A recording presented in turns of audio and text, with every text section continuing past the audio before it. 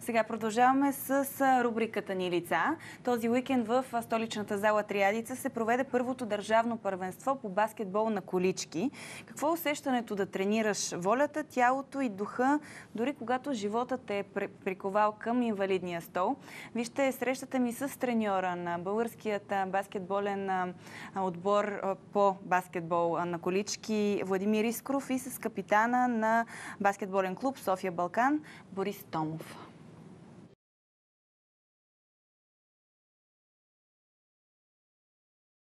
Влади, здравей! Кажи ми какво се случва днес тук в зала Триадица и какво предстои сега? Криси, здравей! Здравейте и на вашите зрители. Значи, в момента не наблюдаваме всъщност, след около час ще започне втория кръг от държавното първенство по баскетбол на колички. Слава Богу, след 6-7 години борба, тази година най-накрая Министерство, Федерация и отбори успяхме да се обединим и да осъществим първото първенство за хора на колички, което за мен е уникален повод за гордост и за момчета, защото, както казах в началото, близо 6 години ние тренираме без да имаме първенство. Тази година това се случи и сме благодарни. Колко отбора на хора в инвалидни колички има в България и колко общо са хората, които тренират баскетбол?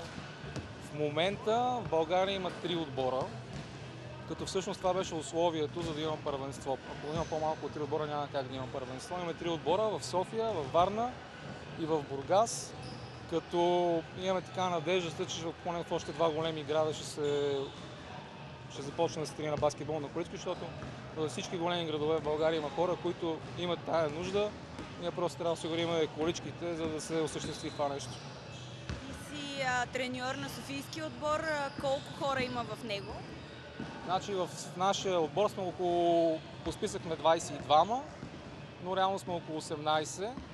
В другите отбори във Варна има около 15 човека и в Бургас 8. Кой е най-малкият и най-възрастният баскетболист? Аз съжалявам, че днес нямате възможност да го видите. Значи най-младият баскетболист на количка в България е Цеци. Той е в нашия отбор на 12 години. Най-възрастните са около 65-70 годишни, така че възрастовата ни граница е доста широк диапазон. А кои са най-големите предизвикателства, които срещаш ти като треньор на хора в инвалидни столове?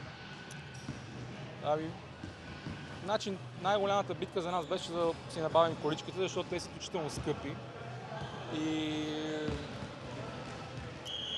всъщност на практика без тях ние не можем да спортуваме този спорт. Една количка, тя е изключително специфична и индивидуална. Най-евтиният вариант, който е компромисен вариант, е 3000 лв.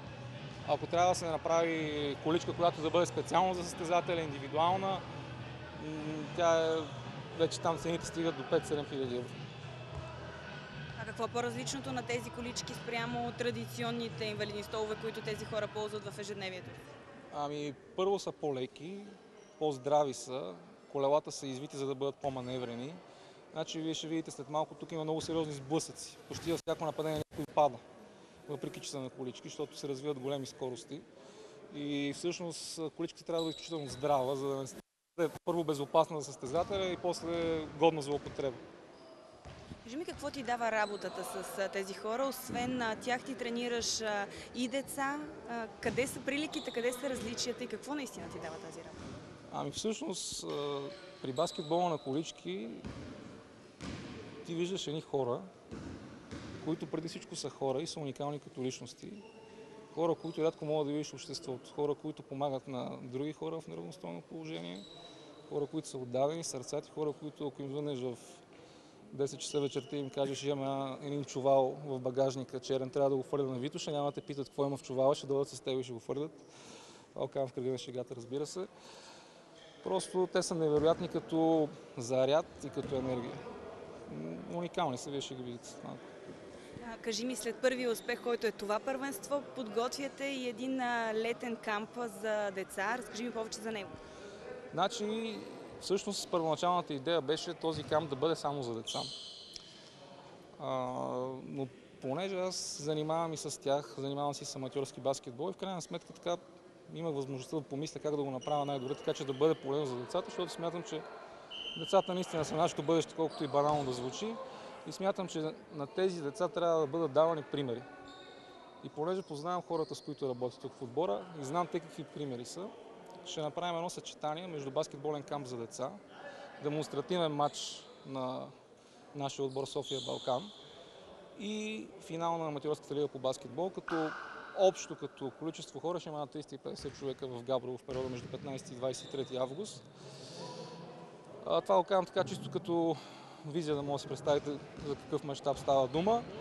А иначе бонусите, които ще бъдат за децата, не са само това, че ще бъдат едни хора, които въпреки проблемите си, въпреки трудностите си намират начин да спортуват. Ще дойдат треньори от Западна Европа, от Щатите, които ще могат да предоставят едно адекватно баскетболно обучение на нашите деца.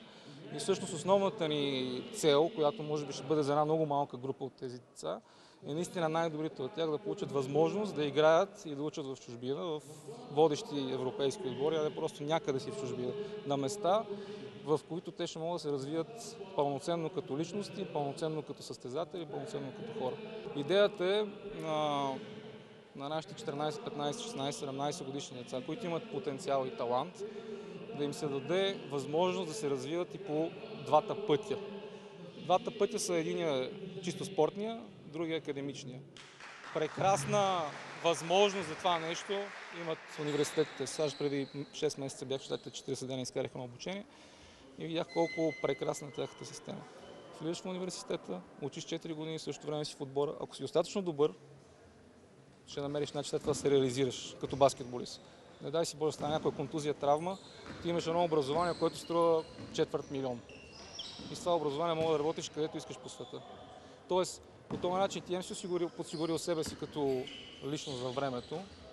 Има какво да работиш, ако не дай си Боже, не станеш спортист.